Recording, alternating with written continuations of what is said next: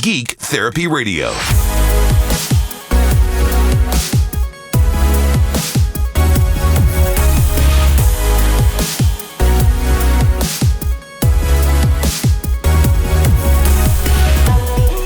Welcome to Geek Therapy Radio. Got your mental curator, Johnny Hemberger, and again, this evening I have the great Jeremy Benson. Jeremy, how you doing? The great. I like that intro. The great Jeremy Benson. Did I say Benson or Benson? I said Benson. I'll take either one. I mean, you get the general idea. The great Jerry Benson with me right now. I'll respond to it. Okay, so if someone was shouting it in a crowd, you would at least perk up. Is that you talking to me? No, so the other day we were talking about, you asked me if I had a budget of, let's say, $1,500, and I was buying a guitar. I was in the market for a guitar.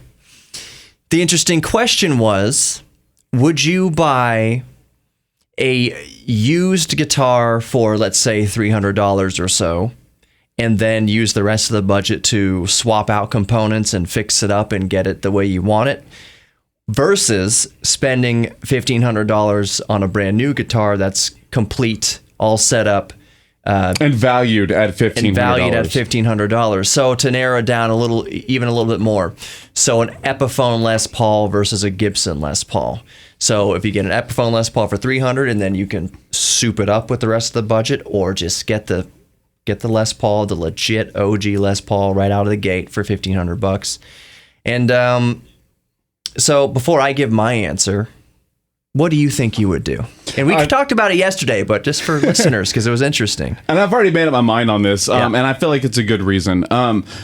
So, you know, my goal is to get a whole bunch of different types of guitars, all for different sounds. And I've noticed that, you know, you can get yourself a used Epiphone or even a brand new one for the one I'm shopping for about $600. And I'm thinking to myself, you know, the idea is you can get the body. The idea is to get this nice thick body, which is a Gibson or an Epiphone. And then if you're replacing it with these super quality parts, a brand new bridge, we're talking a new nut, good strings, locking tuners, pickups. I mean, just pickups, replacing everything and getting it professionally done so that even the action and everything is just in perfect shape. Or, you know, a Gibson, which unfortunately right now is having trouble with their name because their quality and their control is just not doing too well. But let's say you could luckily find yourself a $1,500 Gibson that was actually in perfect shape and it was one of their good ones. I mean, I'm thinking I would want to get the one like an Epiphone that would get all the parts replaced because I know it's going to be at its most perfect. Right. And the tuners and everything is as good as it can possibly be. You won't be fighting anything to get the sound that you're aiming for. Yeah.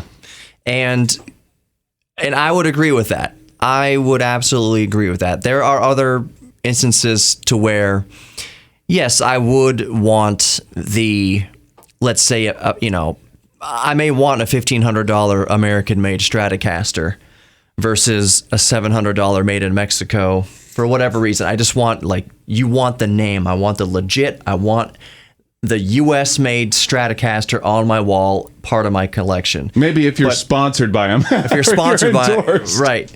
So yes, I guess for me, it would come down to, and this is something I didn't mention to you yesterday off air, Jeremy, but if I didn't have any guitar yet, well, actually, I need to rephrase that, because if I didn't have any guitar yet, I would not at all advise going out and buying a $1,500 guitar if you've never played before. Of course. Or you're just a beginner. That's absolutely... You gotta learn. It's ludicrous. Right. So, assuming I already have... let's say I already have a Stratocaster, a U.S. American Stratocaster, and now I'm looking for another guitar, and I don't necessarily want to spend another $1,500 on a one-and-done Gibson Les Paul. I agree that I would get the Epiphone version and then start souping up the hardware. Make it a Frankenstein where you're just putting all the parts and pieces in it. But not even just Frankenstein, but like Frankenstein to where it's the exact monster that you want. Not just, let's put these parts together and hope it comes alive. Let's put some voltage to it, hopes it comes alive. But like, no, I want this specific set of humbuckers, basically gut the whole thing. And to start with, I think it's important to note that you're going to want a good, effectively what it's going to mount to is a donor body. Yeah, the base needs to be, you need to start off with a good base. The Epiphone itself, in this case, needs to be in good shape. The wood, no warping, not in need of any major repairs. The neck is straight, everything's good on it. So you have a good foundation to start with. But then you put the humbuckers in there that you want. You can even, just replacing the strings is a non-issue. You put whatever. That's not what we're talking about here, but good tuning knobs, good hardware, good pots, the volume knob and tone knob and everything like that, and maybe even add some sort of it might be sacrilege to say, but if it's what you want, it's what you want, and you can do it. Add some built-in sort of effects. They make these knobs that have their multi-function knobs. Yeah, I've seen those. Multiple impedance outputs, all sorts of. Basically, get it to exactly what you want it within that same $1,500 budget. The other thing is that I mentioned to you yesterday is that when you let's say you do buy that $1,500 Gibson Les Paul.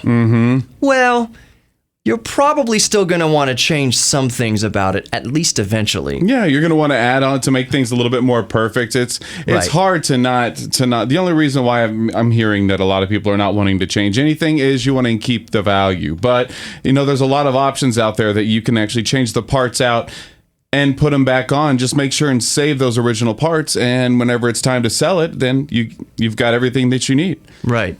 My goal has been to have a specific guitar for a specific sound. So I want a Telecaster, I want a Stratocaster, I want the Gibson style, and then maybe some kind of an Ibanez or some kind of a metal guitar, or even a hollow body. Each one has their own sound, and you're going to get something different out of it. But I don't always believe in buying the most expensive guitar, some $3,000 new Gibson Les Paul, and are you really going to get that $3,000 out of it? I mean, that's another question to ask. Right, and to wrap it up, it all depends on where you're at in the process, like where you are as a musician, where you are with a budget. If you're in the spot where you can spend $3,000 per guitar to get the specific sound you want, that's one thing. But if you don't have a limited amount of guitars and you want to get the most mileage out of whatever you buy, I think we both agree. We'll end it here. We'll get the three. Get that $300 Epiphone and just build it up. Turn it into a beautiful Frankenstein. Yeah. More Geek Therapy Radio coming up. Don't go anywhere.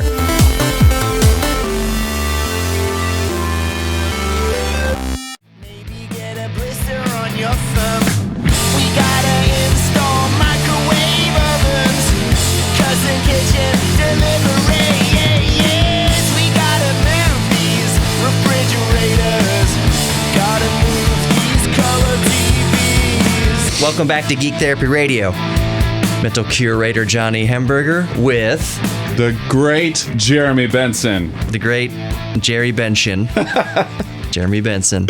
I'm going to throw a little curveball at you because last segment we were talking about would you or would you not, or what would you rather do? Spend $1,500 all in on a complete guitar, like a Gibson Les Paul, or $300 on an Epiphone Les Paul, and then build it up to a $1,500 guitar. We basically settled on we would both get the used $300 Epiphone and then Frankenstein it to our taste. Because I think you just get components. A much more quality piece of gear. Right. And we also agreed, especially if you are not the sort of baller that can just go out and spend $1,500, $3,000 on any guitar you want, and you want one, if you have a few guitars, you want those few guitars to be compatible in many more situations, be very versatile. Yeah, Fender or Gibson, they're not begging me to come play for them. Right. I'm more begging them to give me a discount so I can buy one. Exactly.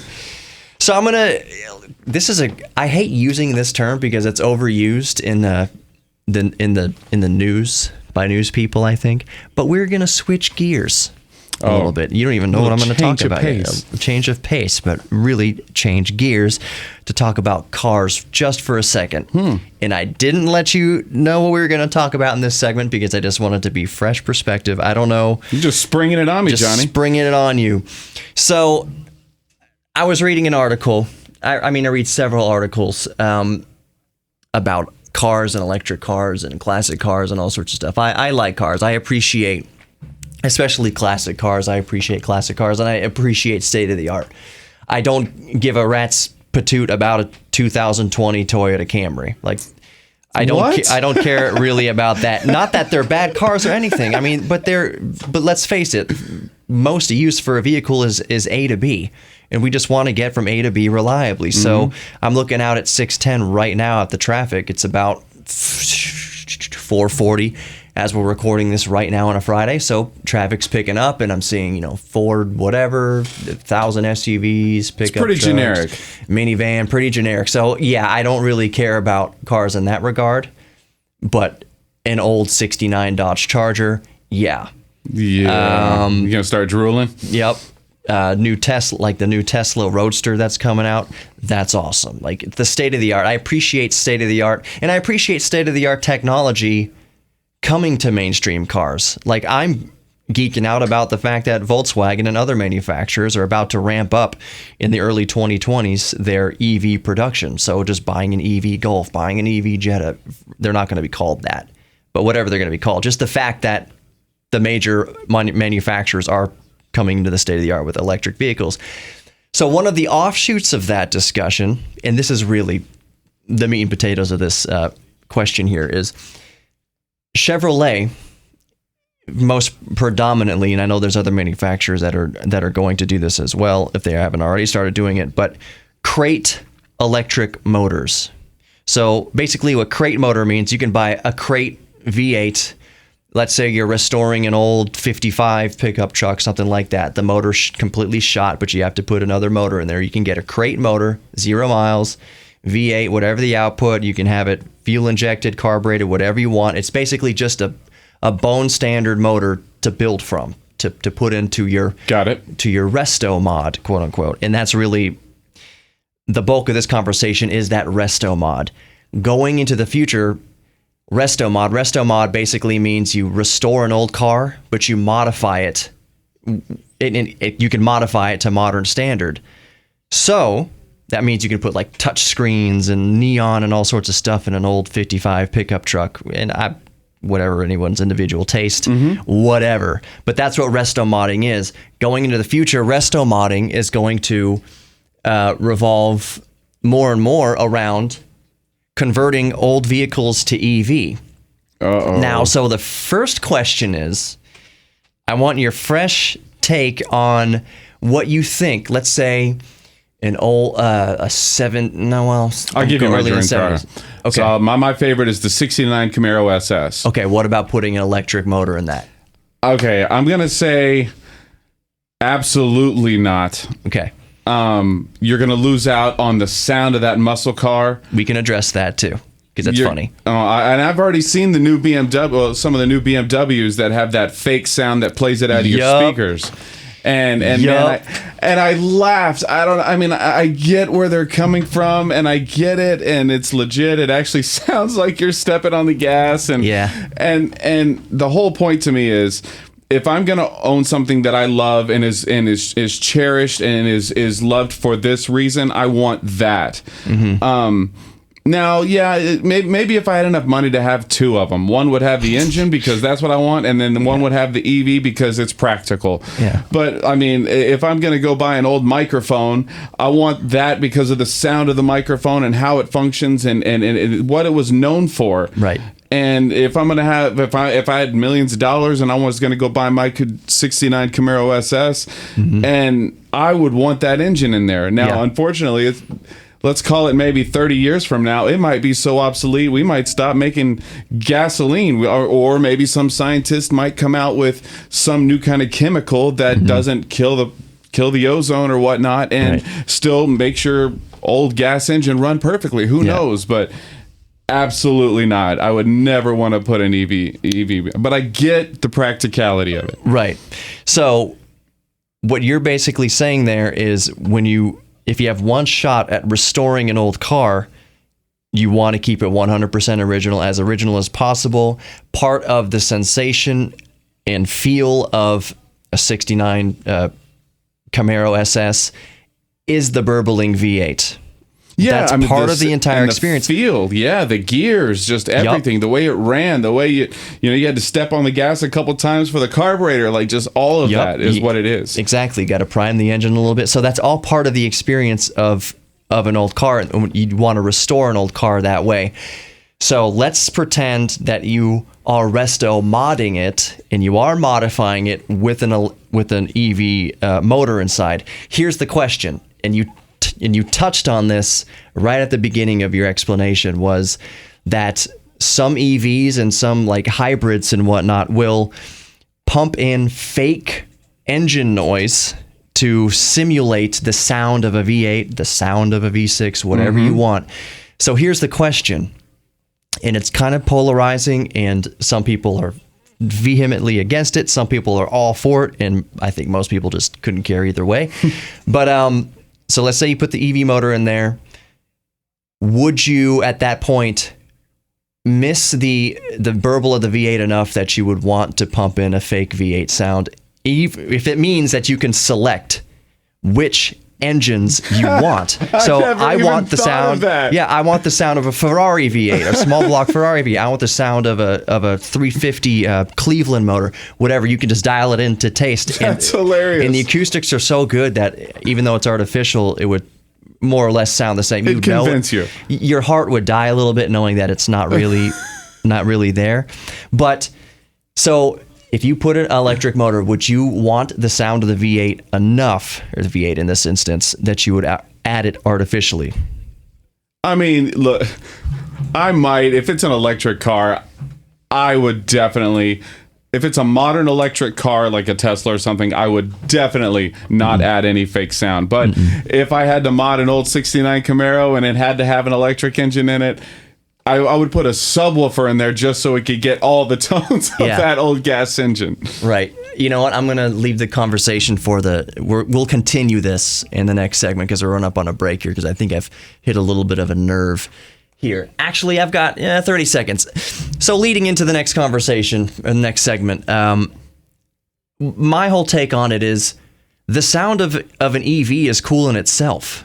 The whirring of the motor, like my whole thing is that it's not that one thing is bad and one thing is good or one thing's better than the other. You can appreciate the sounds and the high-tech Starship Enterprise sounds that an EV makes just as much as you can appreciate the burble of a V8. You can like both things. Sure. Both can exist in the same world. The question is, would you want both to exist in the same car? And we'll get to that in the next segment. More Geek Therapy Radio coming up. Don't go anywhere. Money for nothing.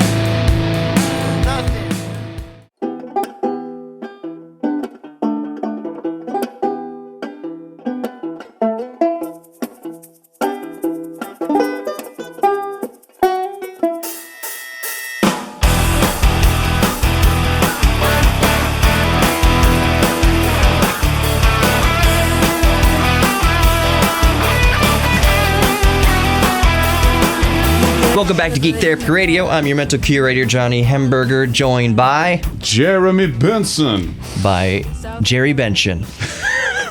and we were talking about resto modding old cars and whether or not would the sound of an EV drivetrain be cool enough on its own, or would you want to at least add the option of artificially pumping in real engine noises? Well, real engine noises is not real engine. You can sample it from a real engine, sure. But so you have your 69 Camaro SS. You have converted it to EV. Would you want to put in fake engine sounds? Yes. In that car. Yeah. In that car. Because that's what it was known for, and I'm trying to replicate it. Right. Now let's talk if it was a modern car. That looks like a little spaceship, and am I going to want that to sound like an old 69 Camaro SS? No. Am I going to want it to maybe sound a little bit more modern? Yeah. I think that makes sense. Yeah. I mean, would you want the Enterprise to sound like a V8 engine? Right. Or would you want it to whir? True. Like a spaceship? Yeah, I totally get what you're saying there, and I totally agree with that. Several months ago, about a year ago actually, I went to the Audi dealership it was Central Houston here, the one closest off of 59 over there in Montrose and that area, or off Kirby. And I was there to see one of the first few e-trons, Audi e-trons. They're electric SUV. And, you know, I'm not huge into SUVs. The SUV platform itself does nothing for me. I understand the appeal to the American market and everything like that, growing families, and you want to feel like you're big and safe and whatever. And if it's EV, you're not burning any gas. So, I mean, there's nothing kind of morally objectable there if you care so much I never thought about it that way. Care so much about that. But here's the thing. I thought the e-tron was cool as heck because I'm way past the watershed. Cool as hell. Because of the sounds it made. Because I was not expecting, I never even thought about, because everything you hear about EVs is, oh, they're so quiet. One of the things you have to get used to in an EV like a Tesla or whatever is that there is not the engine noise. So that was always, before I had heard one in person, that was always super disappointing to me. It's like, oh man, you want to turn over an engine and hear the exhaust note, and if it's a performance car, you want to get the rumble out of the exhaust and everything like that. So man, that kind of turned me off. That aspect of EVs had turned me off before I got up close and personal, at least with the e-tron, that literally makes sounds that sound like it's coming out of a sci-fi. When you fire up the e-tron and press the on button or whatever, it would be off-putting to me in that car, just in that car, to hear fake V8 sound. Because of the type of car it is, because it is because it's an SUV, basically, like that. You know, you don't equate an SUV with any sort of street rod performance.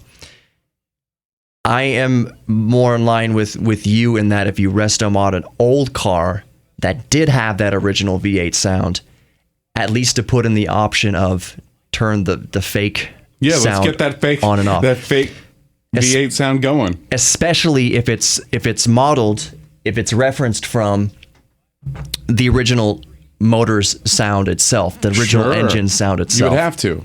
You wouldn't want it to a Harley coming out of your No, Camaro. exactly.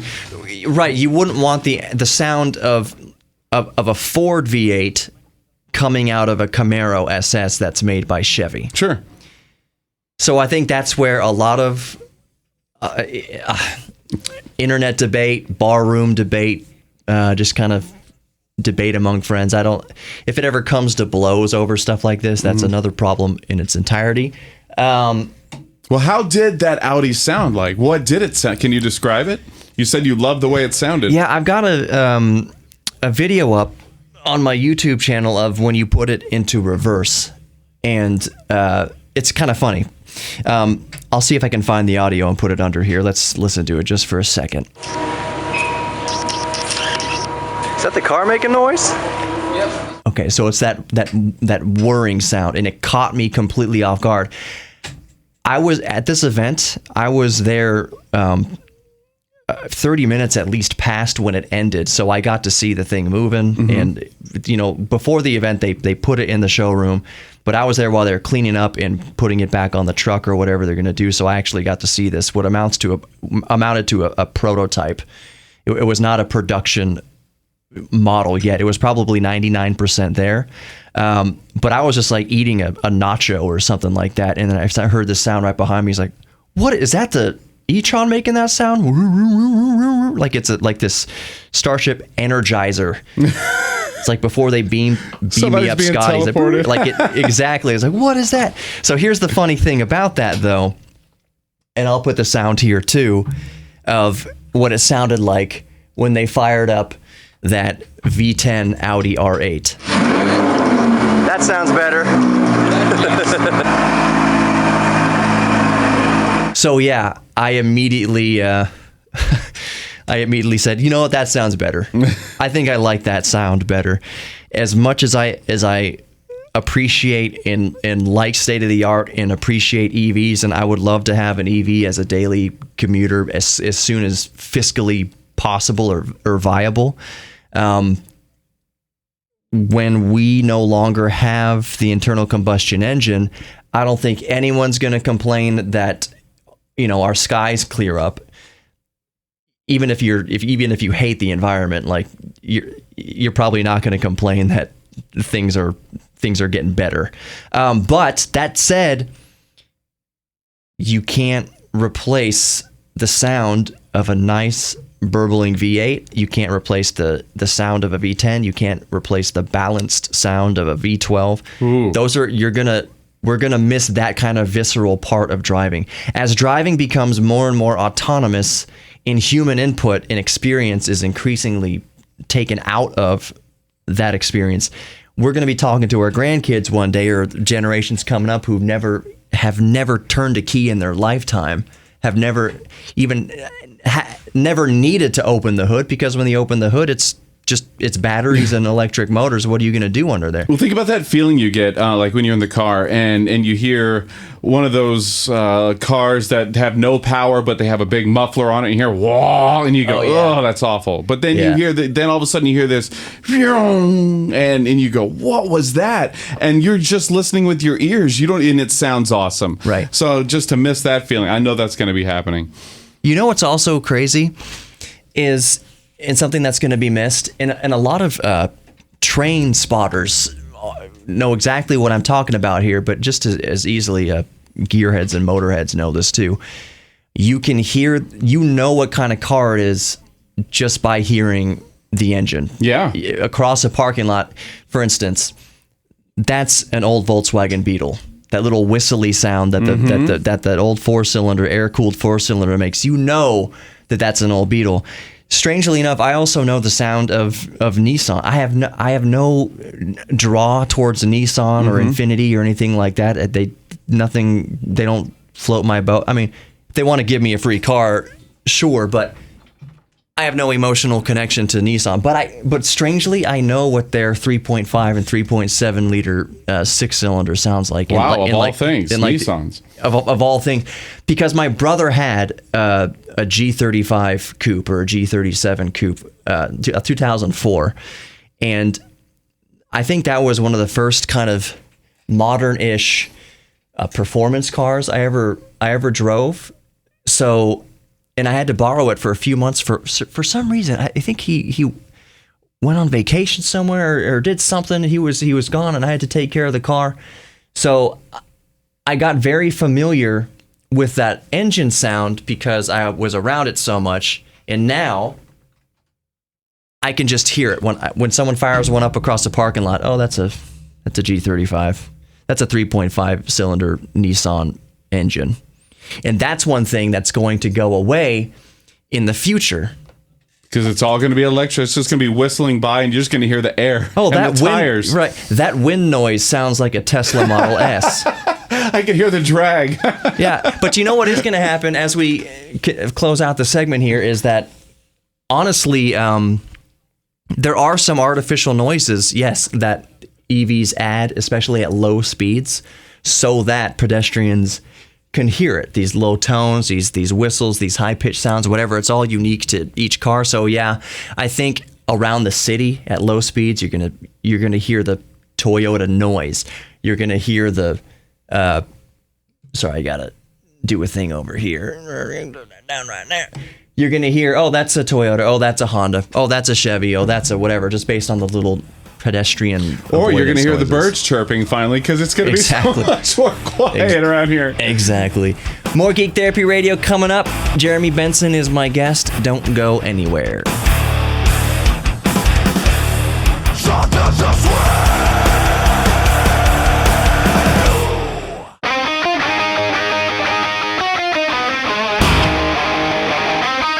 Welcome back to segment 4 of tonight's Geek Therapy Radio. I'm your mental curator, Johnny Hamburger, with Jeremy from 94.5 The Buzz. Jerry Benson from 94.5 The Buzz. Gotta think of how many ways we can come up with that.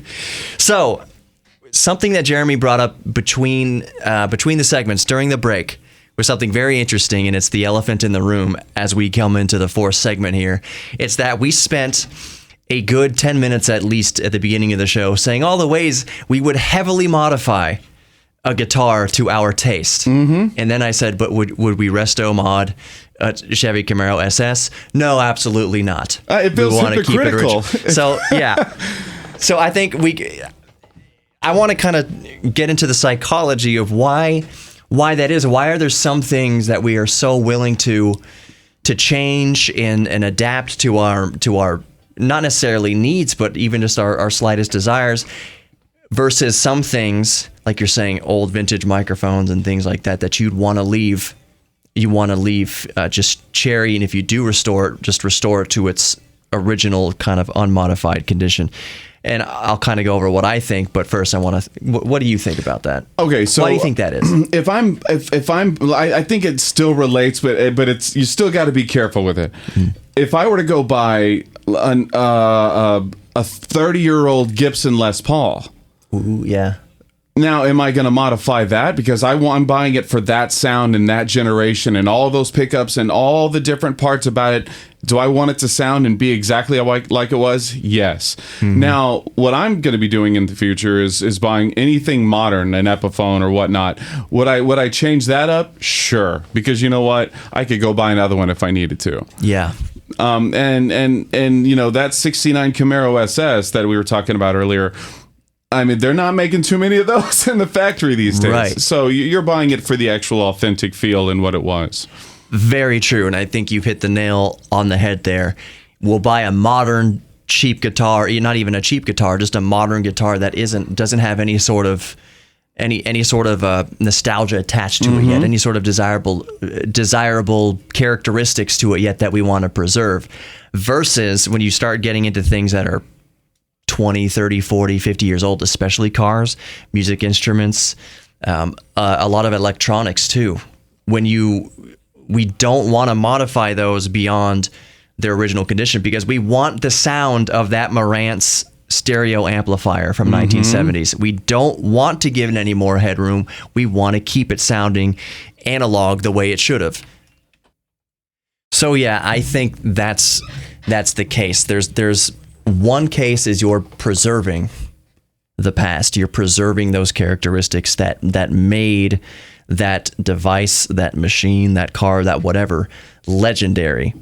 Because they are not going to make another 69 Camaro SS with that V8 in there. Here's the interesting thing that just popped in my head is, number one, my uncle, he's got like a 40-year-old Gibson or a 30-year-old Gibson, and he bought a specific paint color. It was this beautiful white when he bought it. And now whenever he opens up the box, this Gibson is yellow. And what he learned is that as it ages, this specific paint, it yellows over time. Yeah. And when you think about it, when it comes to musical instruments and certain woods, as they age, sometimes they start to sound a lot better. Now, you don't want to modify that sound. But if you were to drive this 69 Camaro SS since 1969, it might still be worth something, but usually the more you drive those engines, the less the value it is. So, I mean, I think that, you know, if you're going to buy something from the past, I would leave it as it is.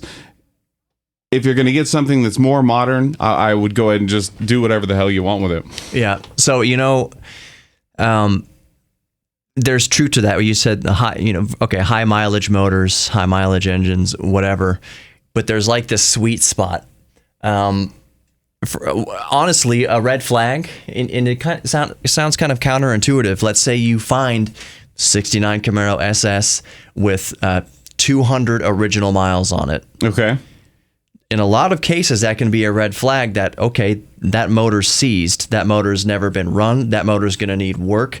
You're going to need to basically do an overhaul on that thing because it's only have 200 original miles. There's probably a reason why it's 200 original miles. Even if that reason is the original owner drove it 200 miles and then put it in a shed somewhere to keep or whatever, it's just been rotting. Versus a car that has just the right amount of miles on it to tell an interested buyer that this car has been driven regularly, it's been maintained, but it hasn't been abused. So a 69 Camaro SS with 400,000 miles on it, you know, maybe that's not going to be the one that fetches the top dollar. But a 69 Camaro SS with 20,000 miles on it, something to where I just got goosebumps. Look, I'm gonna show you. Right up through the radio there.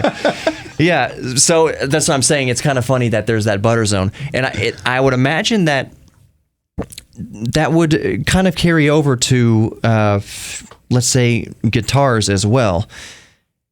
A Gibson Les Paul from 1963 that has been lovingly cared for and played often, but maintained for that many decades is going to be all that more appealing. So I'll just wrap up my thought with there's a lot of value in knowing that the previous owner took that care of it, took that much care of that car, gave it that oil guitar. change, or gave it that yearly, gonna take it into the shop and get it some love. And I'll tell you also, from a seller, let's say I ever, God forbid, came to the point where I needed to sell the DeLorean. One of the biggest factors in all of that is knowing that it's going to go to a good home. And I think that aspect of it, at least for a seller, is so critically important that I would be willing to negotiate much further down on the price when I know that it's going to a good home. Rather than just somebody that's willing to pay a whole bunch of money just to take one piece out of it and throw the rest of it in the trash can. Exactly. So let's say you have a guitar that you've just loved. It's your first guitar you ever bought on eBay when you were in 7th grade or something like that. And would you, let's say you have an instrument like this, Jeremy, would you be willing, do you think it would be more of a factor in negotiating that you'd give the buyer a better price when you know that they would really, really appreciate it versus exactly like someone you said, some fly-by-night guy who's, it's interesting, you would charge that guy more, wouldn't you? I mean, you're emotionally attached to it, so you have love for it, and you're wanting it to still be loved whenever it disappears. Yes, absolutely. Now, if I need crack money, then I got to get as much as I can. Right. See, that's another component to it. It's like at the end of the day, really, how desperate are you? You're going to have to get what you can get for it. But I'm saying if I had all the time in the world. So I do have a car for sale right now, and it's that 2000 Toyota MR2 Spider. It's not very expensive, and so I've got it listed for like $3,500 or something like that, and that's negotiable. I've come down way on price with it for some people that I've talked to. They've never shown up. That's the other thing about privately selling stuff is it's a flake fest. But I've agreed to come down way lower than I ever thought I would negotiate down to because it's some guy who's just like really into it. Oh, this is one of my bucket list cars, man. This is just a dream, but I'm so strapped for cash. Would you be willing to meet me at this price or whatever? The typical Craigslist buyer. Craigslist stuff. And you know what? And if they work the heartstrings enough, I guess. If I believe them, let's say I meet them face to face, I'm willing to come down on a little bit because I know that it's going to a good home, and it's not. We're wrapping up here. It's not that I'm attached to this car. It's just knowing that it's going to go to a good home. Yeah. Makes you feel good about it. It makes you know that car that you're doing something for a good cause. Yeah, it makes total sense. And I would do the same thing. Exactly. Be good to yourselves and others, my geeks. We're all geeks about something, so embrace your inner geek. Know that you are worthy of love, both giving and receiving love. And I'll see you on the podcast. Download the podcast, Geek Therapy Radio. Go get it.